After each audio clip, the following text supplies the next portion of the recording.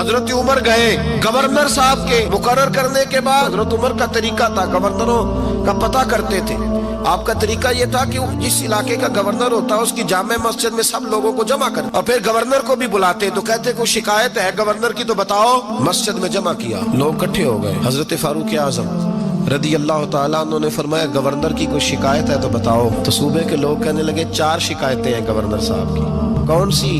کہ پہلی شکایت یہ ہے کہ جب یہ نئے نئے آئے تھے تو فجر کے بعد مسجد میں بیٹھ جاتے تھے، جس کا دل کرتا تھا مل لے۔ اب یہ فجر پڑھ کے گھر چلے جاتے ہیں اور اشراق چاشت کے وقت 8-9 بجے آتے ہیں۔ دوسری شکایت یہ ہے کہ یہ پہلے رات کو بھی ملتے تھے، اب صرف دن کو ملتے ہیں، رات کو نہیں ملتے۔ اور تیسری شکایت یہ ہے کہ ہفتے میں 1 دن ملتے ہی نہیں۔ چوتھی شکایت یہ ہے کہ کبھی کبھی روتے ہیں تو بے ہوش ہی ہو جاتے ہیں۔ حضرت عمر نے گورنر کی طرف دیکھا، فرمایا بتائیں جناب۔ حضرت سعید بن عامر رضی اللہ تعالیٰ عنہ کہنے لگے حضور اگر آپ نہ ہوتے کوئی اور پوچھتا تو میں کبھی نہ بتاتا۔